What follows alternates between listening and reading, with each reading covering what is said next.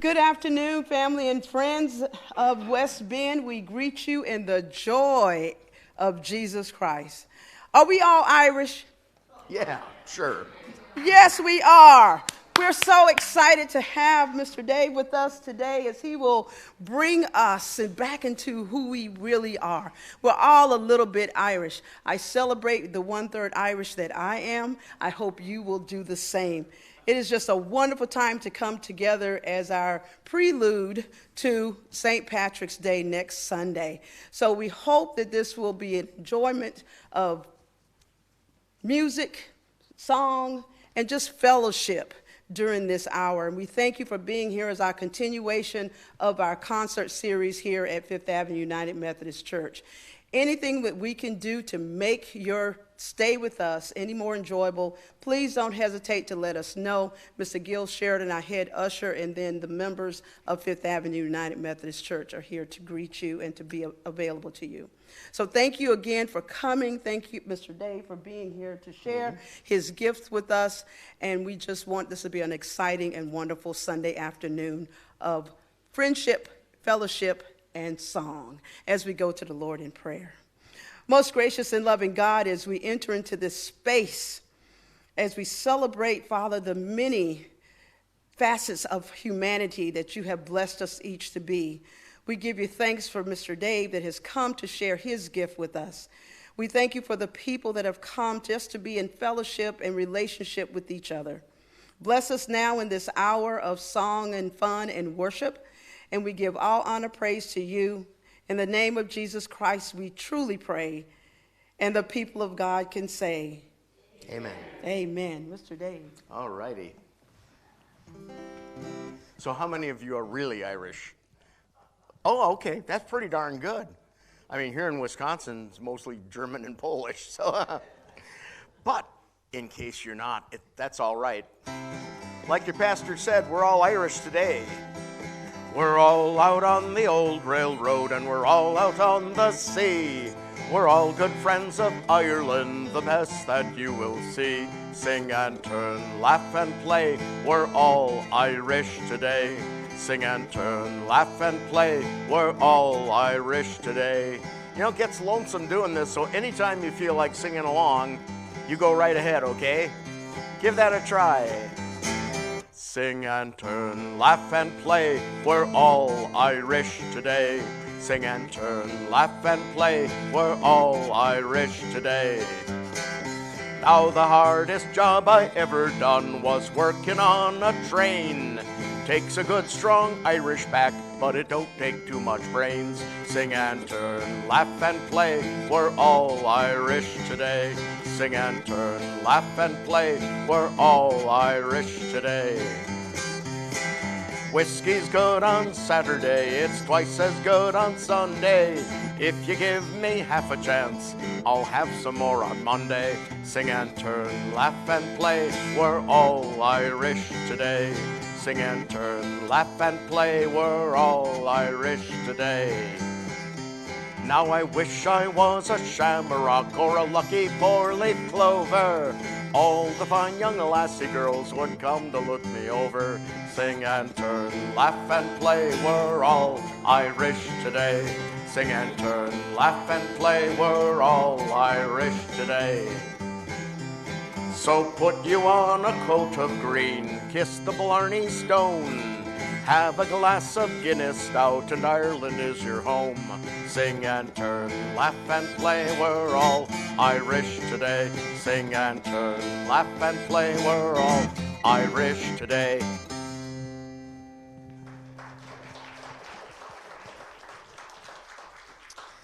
Well, that song says, have a glass of Guinness stout and Ireland is your home. And I learned that in your church here that you don't have alcohol in church. Same with my church, as a matter of fact, but you know what? We can sing about it. You've heard of General Wellington who won at Waterloo. Now there's a fine old general I will mention unto you. He comes from dear old Dublin, he's a name we all applaud, for he always finds a corkscrew far more handy than a sword. He's good old General Guinness, he's a soldier strong and stout. He's known on every battle front, he can't be done without. His noble name, his worldwide fame, deserves 3 hearty cheers. Hurrah for General Guinness of the Dublin Boozleers.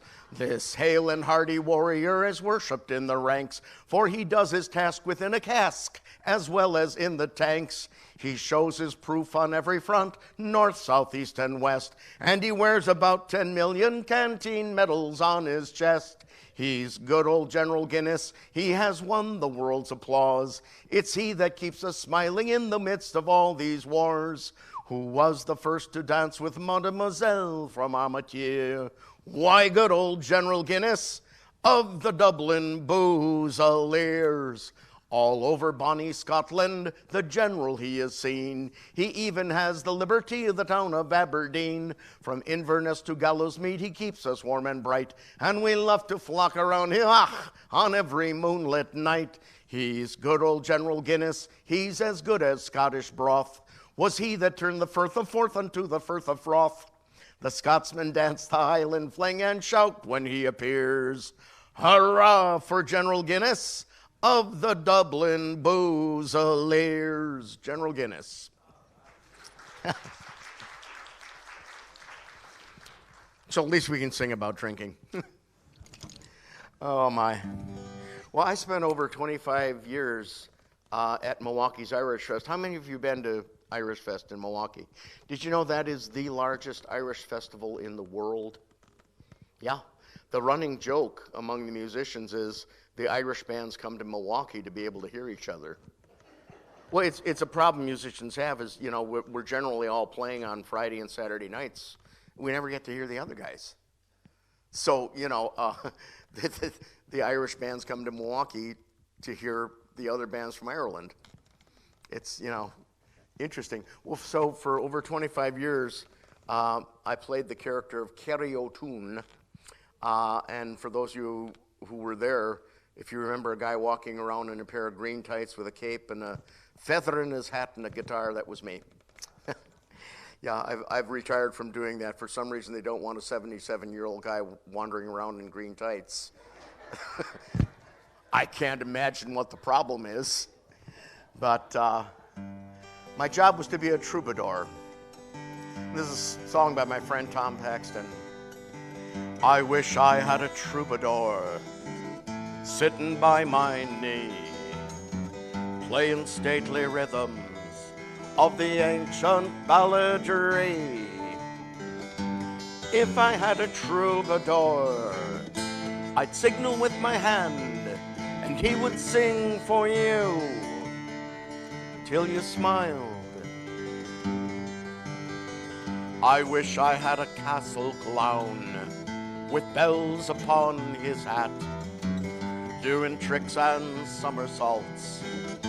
You'd have to laugh at that. Now if I had a castle clown, I'd call him to your side, and he'd do tricks for you, and I would sing for you till you smile. Wish I had a wind, I'd bring it by, a gentle western wind to dry your eye, and a southern wind to keep you from your crying. Well, I'm still trying. I wish I had a royal ballet to summon at my will, dancing in the candlelight to some lovely old quadrille. And if I had a royal ballet, I'd signal with my hand, and they would dance for you, and we'd do tricks for you, and I would sing for you till you smiled.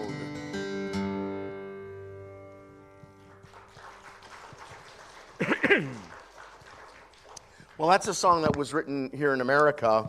And when I do an Irish show, there's actually two kinds of Irish music.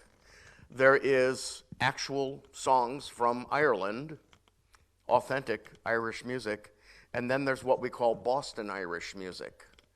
And Boston Irish music are songs that sound Irish, but they were written in America, and a lot of them were written for the music halls around the turn of the century, because places like New York and Boston had a very large Irish population. And of course, the music hall people went, okay, let's get more people in by singing Irish-sounding songs. So that last one was written in America. This next one is written in Ireland, and you can hear the difference. I mentioned I was a troubadour at Irish Fest. Well, troubadour is actually a French word. If I was in Ireland, they would call me a beggar man. Gives you an idea what musicians make doing this. I am a little beggar man, a beggar I've been for threescore more on this little Isle of Green. I'm known from the Liffey down to Sagoo. I'm known by the name here of Old Johnny Dew. Of all the trades a-going now, begging is the best. When a man is tired, he can lay down to rest. Beg for your supper, for there's nothing else to do. Only cuts around the corner with an old rigadoo.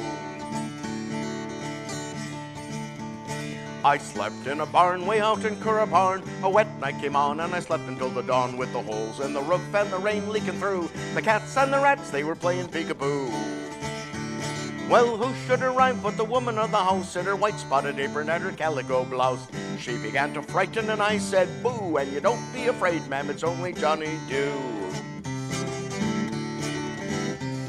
I met a little flaxy-haired girl one day. Good morning, little flaxy-haired girl, I did say. Good morning, little beggar man, and how do you do? With your rags and your tags and your old rigadoo.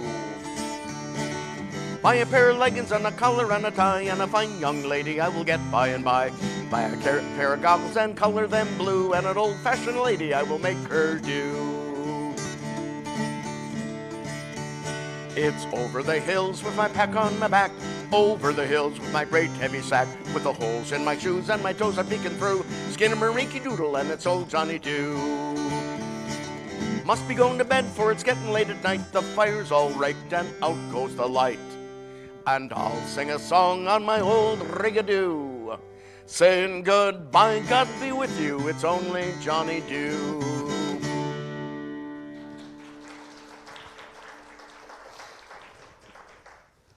So you can kind of hear the difference. The true Irish songs have that kind of which is the sound of a bodhrán.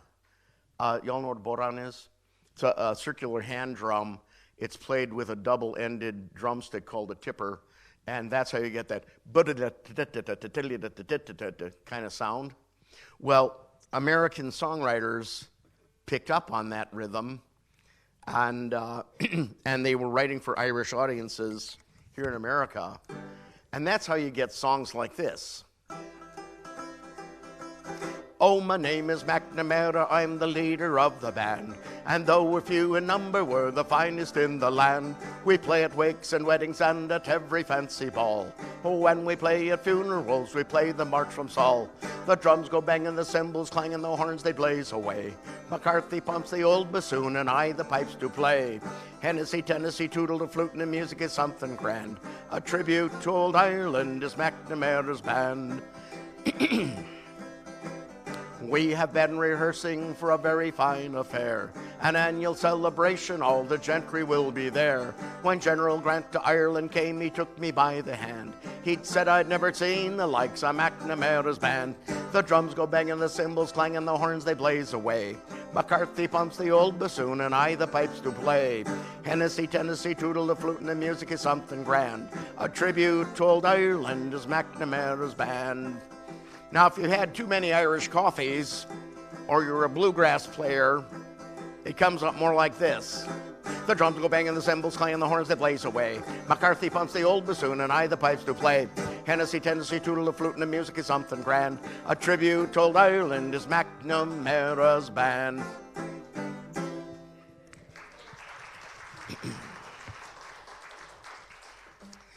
Oh, my mom always said I can't listen that fast. Well, one of the reasons we have St. Patrick's Day, if you were in Ireland, say 50 years ago, what would you do on St. Patrick's Day? Go to church. It's not, or it wasn't, a big drinking holiday. It was go to church. Now in Ireland, it's what they want the tourists to experience. St. Patrick's Day is an American invention, at least as we visualize it here with the leprechauns and the pot of gold and all that stuff. The very first St. Patrick's Day parade was in New York City in 1752. So we've had a lot of practice at creating what we call St. Patrick's Day, and I'm sure Hallmark cards had something to do with that too. So anyhow, but the reason for this is a lot of Irish left Ireland because of things like the potato famines. And I imagine you all heard about those in the 1860s, 1880s. There were potato famines and people were starving to death, which is a good reason to get the heck out of there. Now, part of what people don't know is it's not because the Irish were bad farmers. It's because the English owned the land. The Irish were tenant farmers, but they didn't own the land. So the barley and the wheat and the other stuff they grew, the English landlords would take that and sell it in England and leave them nothing but potatoes to eat. When a blight came along which wiped out the potato crop, people were starving. And that's why we have what's called the Irish diaspora of Irish all over, not just America, but Canada, Australia, Africa, I suppose, whatever. This next song, and I'm going to play it on an instrument called a dulcimer, is a story about a young man who left Ireland. He only got as far as London because he heard he could dig for gold. Y'all know what that means? Digging ditches. At the end of the week, digging ditches, you'd get a gold piece. So he writes a letter back to his girlfriend back in Ireland telling her what it's about. Dear Mary, this London's a beautiful sight. There's people here working by day and by night.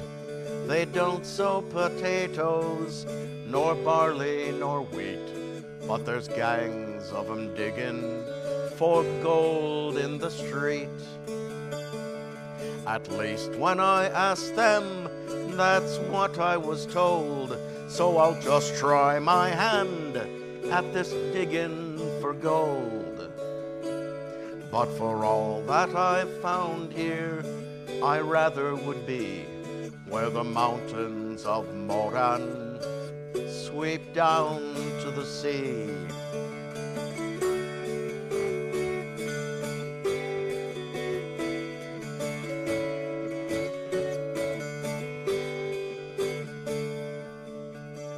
You remember young Patrick O'Loughlin, of course. Well, he's here, and he's now at the head of the force. I saw him this morning. He was crossing the Strand, and he stopped the whole street with one wave of his hand. And as we stood talking of times that are gone, the whole population of London looked on. But for all his great power, he's wishing like me to be where dark Moran sweeps down to the sea.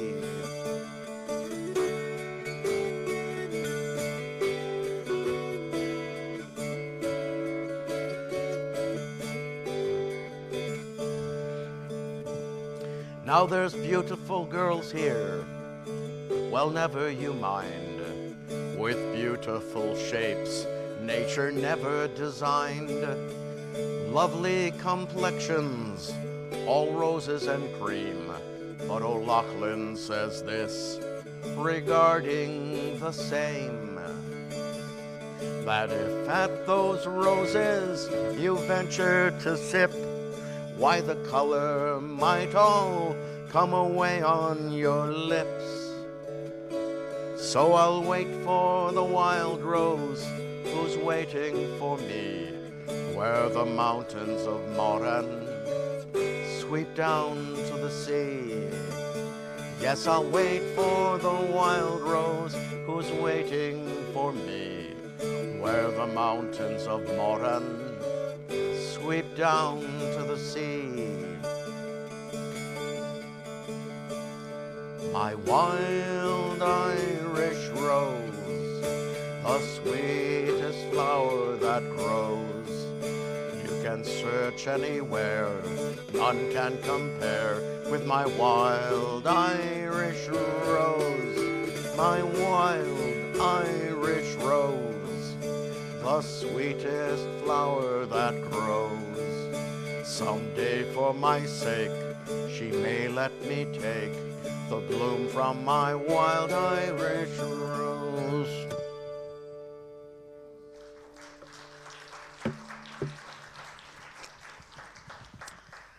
Oh my goodness, there certainly are a lot of pretty girls in Ireland. Just ask them, they'll tell you. This is a song that a fella by the name of Ewan MacColl wrote for his soon-to-be wife, Peggy Seeger, who is Pete Seeger's sister. And he was kind of pulling her leg about being one of those lovely Irish girls.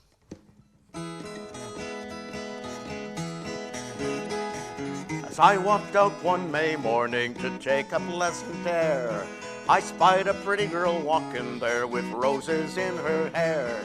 I walked right up to her and said, "Pretty girl, I think you're grand." She answered me and said, "Of course, I come from Ireland. Polly Wolly do whack do I oh, I come from Ireland." "That's very nice, I'm sure," I said, "you do the country proud. How would you like to take a walk somewhere beyond the crowd?" She said that was a pleasant thought, so we began to roam. Soon we reached a building grand where this girl made her home. Polly Wolly do whack do I oh, I diddle where this girl made her home. She asked me to take off my coat and rest myself a while. She stepped into another room, which caused me for to smile. She soon came back to where I sat. She didn't keep me long. Sitting down beside me said, "I think I'll sing a song." Polly Wolly do whack do I oh, I diddle I dee, I think I'll sing a song. So the girl began to sing in a voice both loud and clear. She sang of dear old Ireland, the country she held dear. She sang me songs I never heard. She learned them from her mother. And when one song was finished, she'd start out with another and another and another and another. Polly Wolly do whack do I oh, I diddle I dee, all day she'd start out with another. The hours went quickly passing by till daylight all was gone. The nighttime fell around us, still she sang right on. When the morning came at last, I said I have to go. It's been a very pleasant time, and now this much I know. Ireland has leprechauns, she suffered many wrongs. Ireland has Pete Bogmeyers and an awful lot of songs. Polly Wolly do whack do I oh, and an awful lot of songs.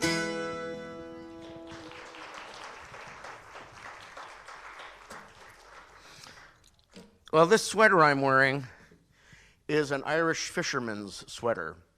And I've got my cotton one on. If I was wearing my wool one, I'd be turning into a puddle at this point.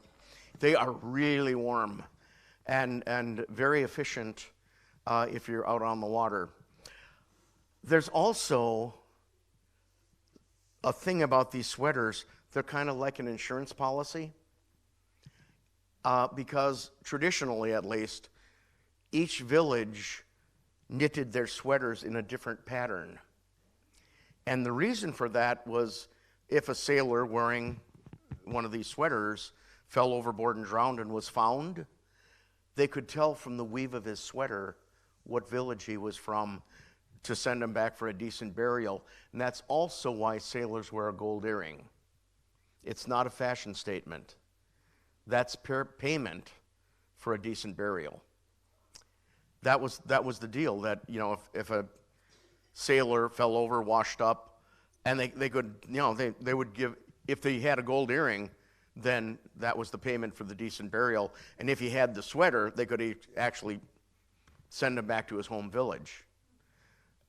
Which I find that, you know, that's fascinating.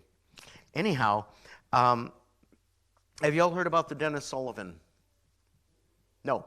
Okay, well, for 20-some years in Milwaukee, we had a tall ship, which is a replica of a Great Lakes schooner called the Dennis Sullivan. Dennis Sullivan himself came from Ireland back in about 1860 or so, and was one of the youngest sea captains on the Great Lakes.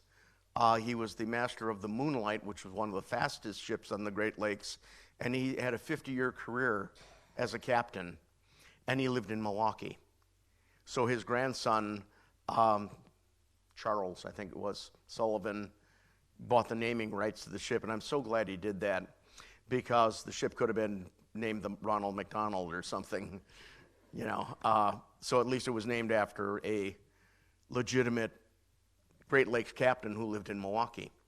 Anyhow, the ship has recently been sold to Boston, unfortunately. COVID kind of did it in financially. However, I spent 20 years on that ship as part of the crew, and my big thing was teaching the history of the Great Lakes and singing up the sails. Because when you're a sailor, and this is actually, you know, for real, if you were working on a ship, you would do to this to coordinate the crew. We did it because it was cool and historical and like that. But we called this aerobic folk music. So if you want to work up a sweat and sing a song at the same time, you can help me raise the sails. And the way you do that is you grab onto the halyard. The halyard is the line that's used to raise the sails, means haul yard. Okay, and then you sing as you haul. We're bound for Dublin town this morn now, haul down me billies in Dublin town. It's where I was born, boys, haul down Billy O'Shea. We're Dublin born and Dublin bred, boys, haul down me billies. We're thick in the arm and thick in the head, boys, haul down Billy O'Shea. It's haul down, haul down, haul down me billies. Haul down for Dublin city, haul down Billy O'Shea. Dublin pubs, they are so fine now, haul down me billies. With their Irish stout and their Spanish wine, boys, haul down Billy O'Shea. And Dublin girls, they are so fair now, haul down me billies. With their shining eyes and their long red hair, boys, haul down Billy O'Shea. It's haul down, haul down, haul down me billies. Haul down for Dublin city, haul down Billy O'Shea. In Dublin town lives Molly Malone, boys, haul down me billies. Molly's the one I would make my own, boys, haul down Billy O'Shea. Now Molly Malone has a fishing cart, boys, haul down me billies. It's Molly Malone has won my heart, boys, haul down Billy O'Shea. It's haul down, haul down, haul down me billies. Haul down for Dublin city, haul down Billy O'Shea. But Molly Malone, she caught the fever, haul down me billies. The Dublin doctors could not save her, haul down Billy O'Shea. Now Molly's ghost, she walks the streets, haul down me billies, and haunts the sailors of the Dublin fleet, boys, haul down Billy O'Shea.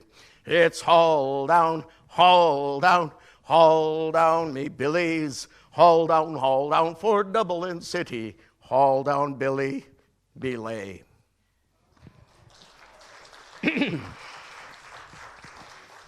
Whee! Yeah, you work up a sweat in doing that one. Well, that song mentions Molly Malone. Any of you ever been to Dublin? You have. Have you seen the statue of Molly Malone down on the River Liffey, where the boat docks are?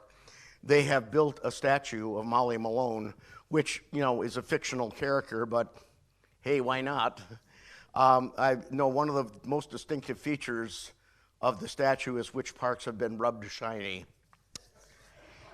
You figure it out. But it is where a whole lot of sailors hang out. Well, way back in the 1950s, this song was pretty popular, and I'm going to play it on the Sailors' Concertina. In Dublin's fair city, where the girls are so pretty, I first set me eyes on sweet Molly Malone. She wheeled her wheelbarrow through streets broad and narrow, crying cockles and mussels, alive, alive, oh. Alive, alive, oh, alive, alive, oh, singing cockles and mussels, alive, alive, oh. Alive, alive, oh, alive, alive, oh, singing cockles and mussels, alive, alive, oh. She was a fishmonger, and sure it was no wonder, so were her mother and father before. They wheeled a wheelbarrow through streets broad and narrow, crying cockles and mussels, alive, alive, oh. Alive, alive, oh, alive, alive, oh, singing cockles and mussels, alive, alive, oh. Alive, alive, oh, alive, alive, oh, singing cockles and mussels, alive, alive, oh. She died of the fever and no one could save her. That was the end of sweet Molly Malone. Now her ghost wheels a barrow through streets broad and narrow, crying cockles and mussels, alive, alive, oh. Alive, alive, oh, alive, alive, oh, singing cockles and mussels, alive, alive, oh. Alive, alive, oh, alive, alive, oh, singing cockles and mussels, alive, alive, oh. Now there was a comedian back in the 1950s by the name of Alan Sherman, and his bit was to take songs and write new lyrics to them. So this is the Alan Sherman verse. She wheels her wheelbarrow through streets broad and narrow. Her barrow is narrow, but Molly is wide. Whenever she wheels it, the neighborhood feels it. Her girdle keeps scraping the walls on each side. In Dublin's fair city, where the girls are so pretty, my Molly stands out, 'cause she weighs 18 stone. I don't mind her fat butt. It's not only that, but she's cockeyed and muscle-bound Molly Malone.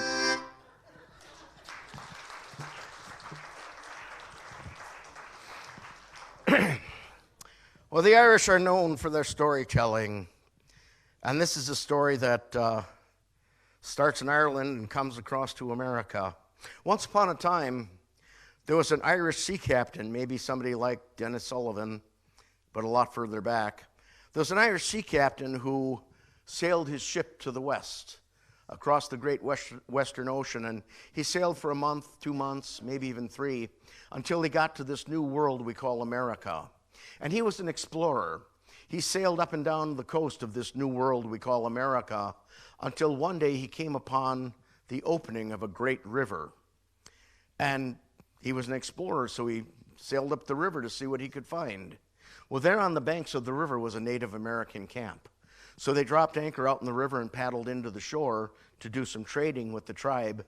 But you know what happens in stories like this just about every time? The captain met the daughter of the chief and he fell in love. You know those sailors, right? Got a girl in every port.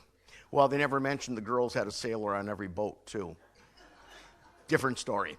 Well, anyhow, the captain fell in love with the daughter of the chief, and he'd been around. He knew in each different culture, in each different society, there was a right and proper way for a young man to court a young lady. So he went to one of the elders of the tribe and he asked, how in your tradition does a young man court a young lady? And the elder said, what our young men do is they go out into the woods and they get a branch of cedar wood. It's important that it's cedar.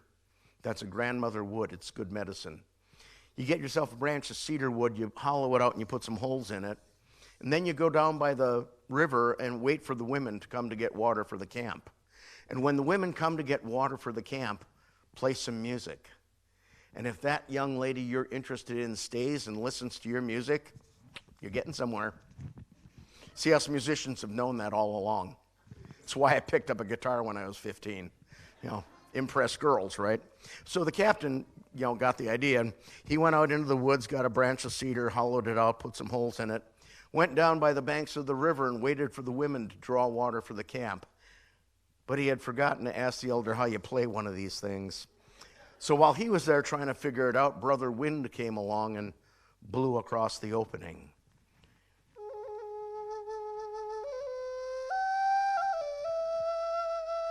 And he realized you have to blow air through it to make it work. And then Brother Loon came swimming up the river, and Brother Loon said,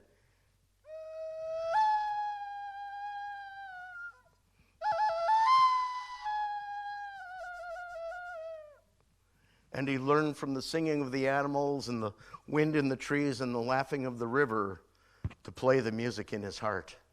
So when the women came to draw water for the camp, he tried playing a song just like he had heard the young Native American men play, kind of like this.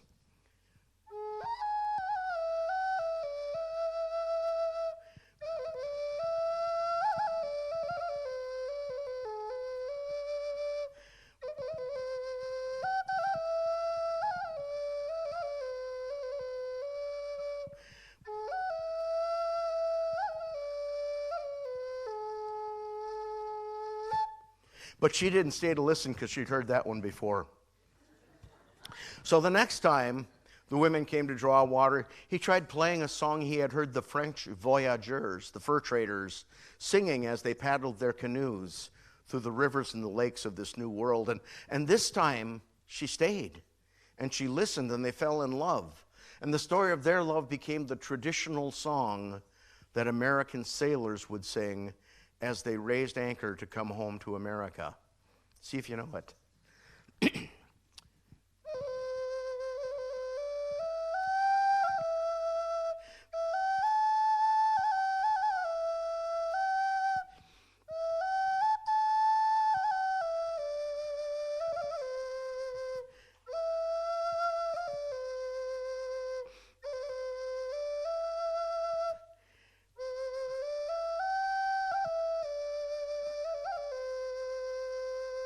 You know what? Oh, Shenandoah, I long to see you away, you rolling river. Oh, Shenandoah, I long to see you away. We're bound away across the wide Missouri. Oh, Shenandoah, I love your daughter, away you rolling river. For her I'd cross the raging water.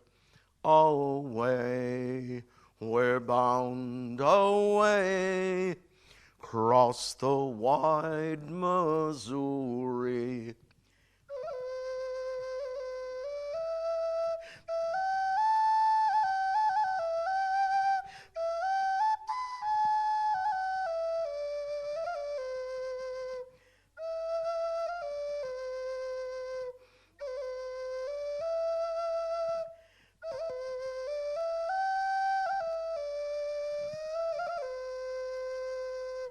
And that's the story of Shenandoah.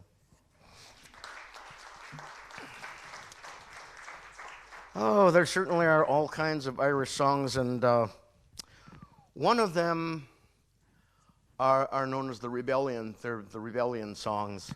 I mentioned before that the English landlords owned the land, and the Irish were tenant farmers.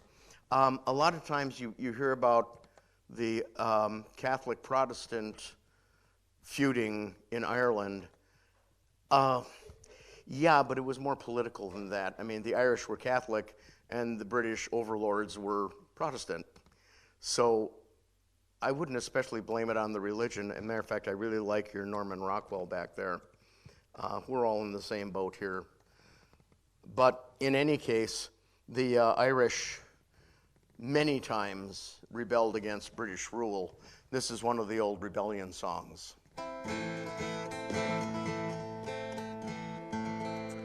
Ah, then tell me, Sean O'Farrell, tell me why you hurry so. Hush, my boy, now hush and listen. And his eyes were all aglow. I've here orders from the captain. Get ye ready, quick and soon.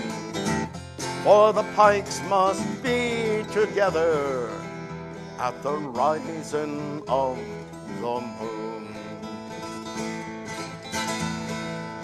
Ah, then tell me, Sean O'Farrell, where the gathering is to be.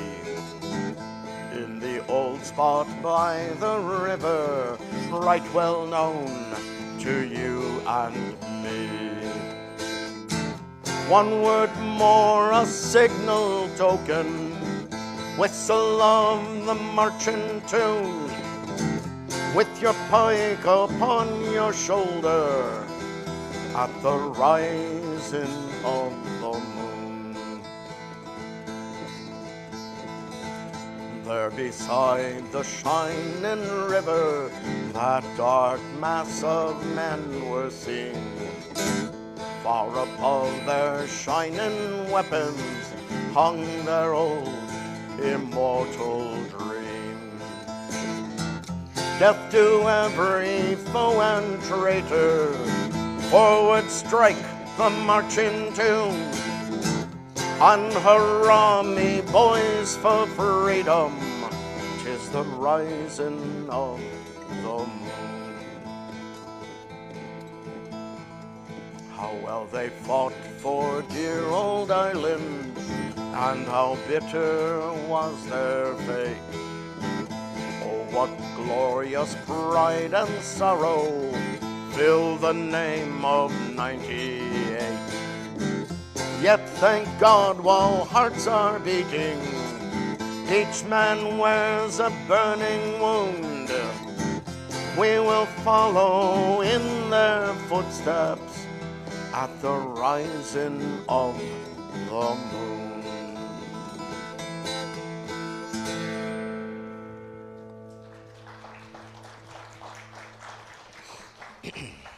So a lot of Irish folks spread out all over the world to get away from famine and to get away from conflict. My friend Skip Jones, who's also a folk singer, his grandfather came from Ireland. And folk singers have this habit of taking an old song and writing some new verses to it. So you may not know the verses of this song, but I'm going to bet you know the chorus. Out of my childhood memories, I remember well the voice of that white-haired man, stories he would tell about growing up as a boy on an island in the sea. Then he'd pull me close to him, sing this song for me. He'd sing, Tooralura, Tooralura-lie, Tooralura-lura, hush, don't you cry. He'd sing, Tooralura-lura, Tooralura-lie, Tooralura-lura, that's an Irish lullaby. He left his home and his family, a lad of 17, sailing for America, following his dream. It was there he met and married a pretty Scottish lass. They raised a family as the years went past. They sang, Tooralura-lura, Tooralura-lie, Turaluralura, hush, don't you cry. They sang Turaluralura, Turaluralai, Turaluralura. That's an Irish lullaby. Now they taught me truth and honesty, how to grow up strong. These gifts I carry as through life I go along. Though they both have passed on somewhere beyond the sea, every time I think of them, this song comes back to me. So I'll sing Turaluralura, Turaluralai, Turaluralura, hush, don't you cry. I'll sing Turaluralura, Turaluralai, Turaluralura. That's my grandpa's lullaby. Turaluralura, Turaluralai, Turaluralura. Hush, now don't you cry. Turaluralura, Turaluralai, Turaluralura. That's my grandpa's lullaby.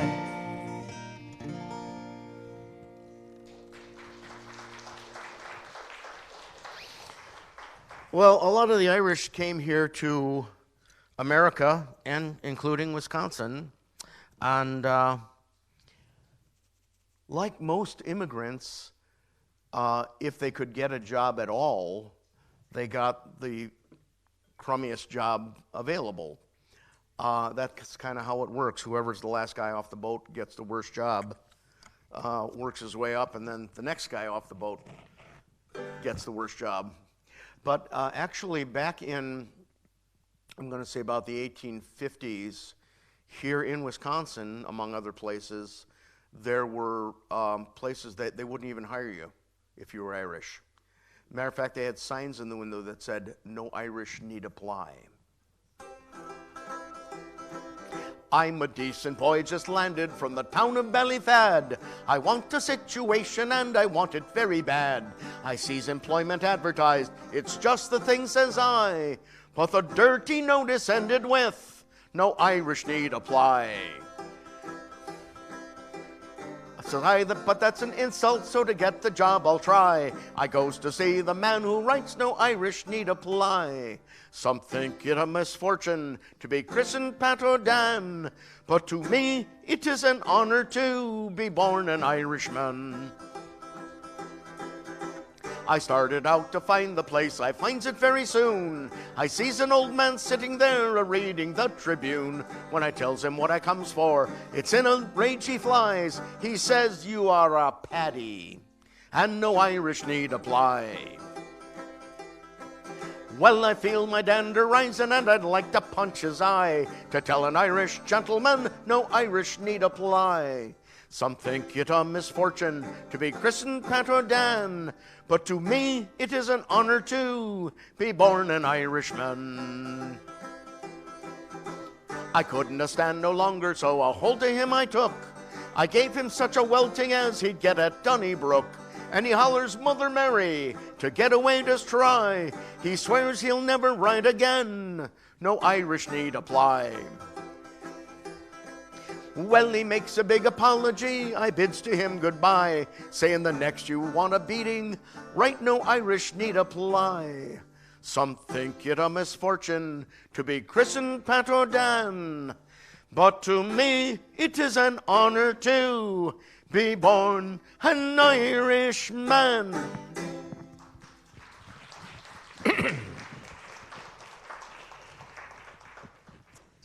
My goodness. And that's not even Irish coffee. Oh, well. Well, so if they got here to America, one of the hard jobs, not unlike digging ditches in London. Here it was building the railroads. It was Irish immigrants who built the Transcontinental Railroad from the East Coast to the Rocky Mountains. It was Chinese that built it from the Pacific through the mountains. They actually had the really nasty part. They also had dynamite, though, which probably came in pretty handy. But this is an old song about building that railroad. In 1851, I put my corduroy breeches on, to work upon the railway. Fill-a-me-on-re-on-re-ay, fill-a-me-on-re-on-re-ay, fill-a-me-on-re-on-re-ay, to work upon the railway. In 1842, I left the old world for the new. It was bad luck that put me through to work upon the railway. Fill-a-me-on-re-on-re-ay, fill-a-me-on-re-on-re-ay, fill-a-me-on-re-on-re-ay, to work upon the railway. It's pat to this and pat to that without a stocking or cravat. Nothing but an old straw hat to working on the railway. Fill-a-me-on-re-on-re-ay, fill-a-me-on-re-on-re-ay, fill-a-me-on-re-on-re-ay, to work upon the railway. Now, like I said, these songs change over time. Do you know what this song became? I've been working on the railroad all the livelong day. I've been working on the railroad just to pass the time away. Can't you hear the whistle blowing? Rise up so early in the morn. Can't you hear the captain shouting? Dinah, blow your horn. Dinah, won't you blow? Dinah, won't you blow? Dinah, won't you blow your horn? Dinah, won't you blow? Dinah, won't you blow? Dinah, won't you blow your horn? Someone's in the kitchen with Dinah. Someone's in the kitchen, I know. Someone's in the kitchen with Dinah, strumming on the old banjo and singing fee-fi, fiddly-I-o, fee-fi, fiddly-I-o, fee-fi, fiddly-I-o, strumming on the old banjo.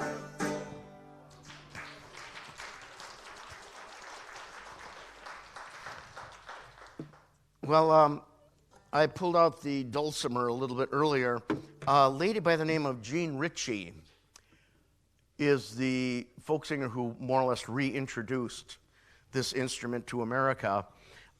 This is an American instrument. It was developed up in the Appalachian Mountains, which are mostly Scots and Irish folks there. And Jean Ritchie, as a matter of fact, it's actually tuned like a bagpipe. Yeah. Anyhow, open tuning. But Jean Ritchie learned how to play one of these from her grandmother, and then she moved to New York City, and she was a big hit because she was playing an American instrument that most Americans had never seen, and playing 300-year-old Irish and Scottish songs. So that she got a Fulbright scholarship to go to Ireland and Scotland to study the roots of these songs. And it turns out the versions she was singing were older than the ones being sung in Ireland and Scotland, because in Ireland and Scotland, a lot of people had passed the song around and the song changed, kind of like I've been working on the railroad. Whereas up in the Appalachian Mountains, not so many people passed the songs around, so they stayed the older version. That's very interesting because she was interviewing a Mrs. Macomb about the old songs, and Mrs. Macomb's son Tommy was sitting there going, "Oh, these Americans will pay for these songs, huh?" So he moved to America and started Tommy Macomb and the Clancy Brothers, which is where folk singers like me learned the songs. So all of this stuff is connected. And these songs have gone across the ocean back and forth. Matter of fact, I don't know if any of you get the Milwaukee Journal, today's Milwaukee Journal. The arts section has a picture. It's talking about Irish music, and they got a picture of a banjo. Do you know where banjos come from? Africa. It is not an Irish instrument. Anyhow. So Jean Ritchie's great-grandmother came to America from Ireland, and like many immigrants, she kept she brought seeds in her pockets of the vegetables and the flowers and stuff that she knew how to grow. It's a little bit of home. And one of the flower seeds she brought was for the bells of Ireland, which is, it's a green plant, but it has flowers that are green and they hang upside down like little bells. And so she wrote this song about her grandmother, great-grandmother. These are the bells of Ireland that in my garden grow. My great-grandmother brought those seeds from Ireland long ago. And the music, it is sad and wild, like orphan angels sing. If you listen with your heart, you'll hear the bells of Ireland ring. Now my mother's father had the look of Ireland's heroes bold. Great broad shoulders, raven eyes that pierced into your soul. My father's mother's face was a map of the roads her feet had known. Rose of the world's my name for her. I love her dear old soul. These are the bells of Ireland that in my garden grow. My great-grandmother brought those seeds from Ireland long ago. And the music, it is sad and wild like orphan angels sing. If you listen with your heart, you'll hear the bells of Ireland ring. Now I've never been to Ireland, though I dream of its cool green shore. I think I must have lived there some centuries before. I weep for the tears and the blood, oh yes, I tend my garden well. The sweet green bells of Ireland will outring the bells of hell. These are the bells of Ireland that in my garden grow. My great-grandmother brought those seeds from Ireland long ago. And the music, it is sad and wild, like orphan angels sing. If you listen with your heart, you'll hear the bells of Ireland ring. You must listen with your heart to hear the bells of Ireland ring.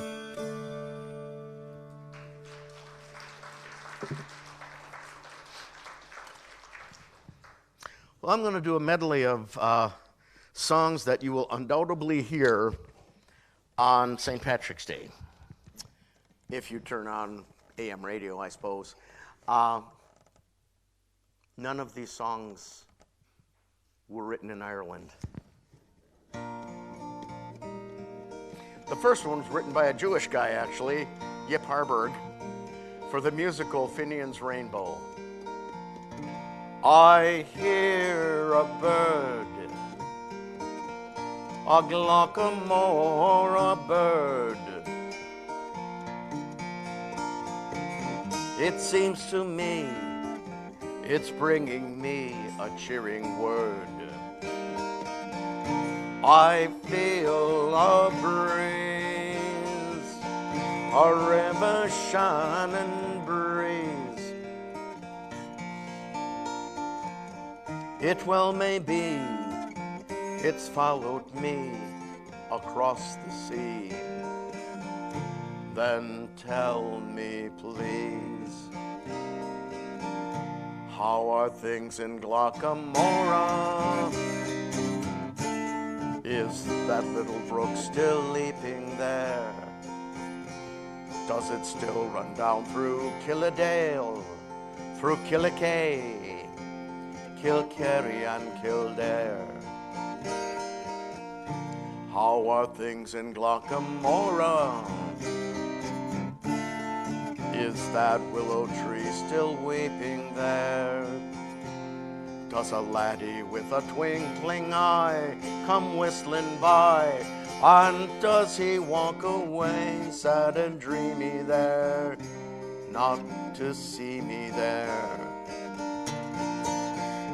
So I ask each weeping willow and each brook along the way, each lad that comes a-whistling touralay. How are things in Glockamora this fine day. The next song was written in Delavan, Wisconsin. The lady it was written about is buried there. Oh, I will take you home, Kathleen, across the ocean wild and wide, to where your heart has always been, since first you were my blushing bride. The roses all have left your cheeks, I watch them fade away and die. Your voice is sad whene'er you speak, and tears bedim your loving eyes. Oh, I will take you back, Kathleen, to where your heart has always been. And when the fields are fresh and green, I will take you to your home, Kathleen. The next song is sung in Northern Ireland, but not in the Republic of Ireland because an Englishman wrote it. Oh, Danny boy, the pipes are calling from glen to glen and down the mountainside. The summer's gone and all the roses falling. It's you must go and I must bide. But come you back when summer's in the meadow, or when the valley's hushed and white with snow. It's I'll be here in sunshine or in shadow. Oh, Danny boy, I love you so. The last one is from a music hall in the 1890s in New York City. There's a tear in your eye, and I'm wondering why, for it never should be there at all. With such power in your smile, sure a rose you'd beguile, with never a teardrop to fall.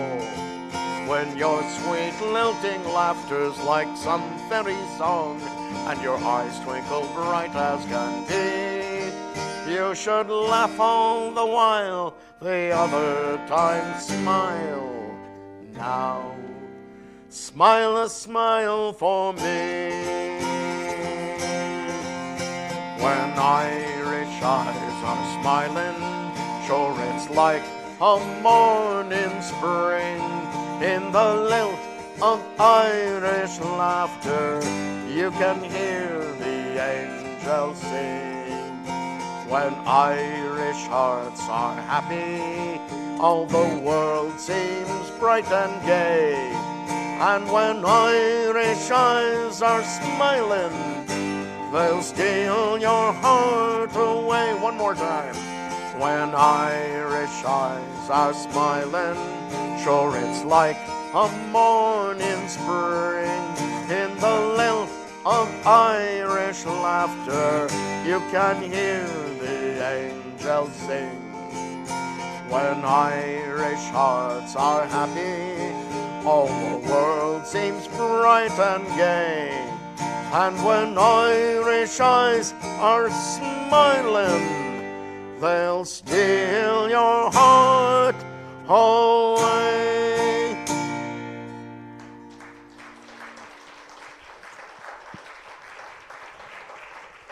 Well, thank you much for singing along with me today, and happy St. Patrick's Day, and let me leave you with an Irish blessing since we're in the church.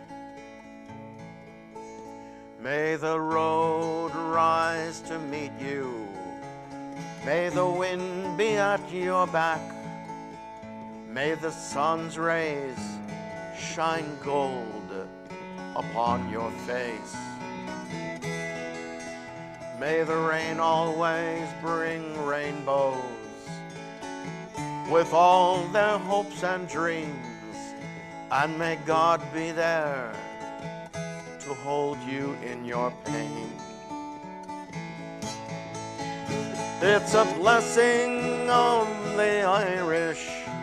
I'm sure you'll understand that wherever the road may lead you, may God hold you in the hollow of his hand. May your blessings be as many as the sands upon the shore, or the blades of the green grass that surely grow. May life bring you laughter and gladness to your heart. May a friend be there when you need to be consoled. It's a blessing of the Irish. I'm sure you'll understand that wherever the road may lead you, may God hold you in the hollow of his hand. It's a blessing of the Irish. I'm sure you'll understand that wherever the road may lead you, may God hold you in the hollow of his hand. Bless all here. Thank you.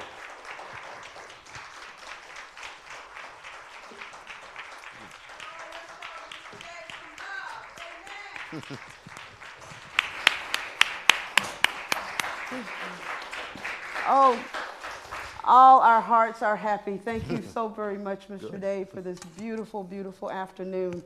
We thank you for being here and being a part of this wonderful, wonderful day. Mr. Dave has some wonderful CDs in the back as you exit out. Please stop and grab some for future listening. We also have light refreshments in the lounge where Mr. Dave, you can greet Mr. Dave and say hello. So please stay and fellowship a little while.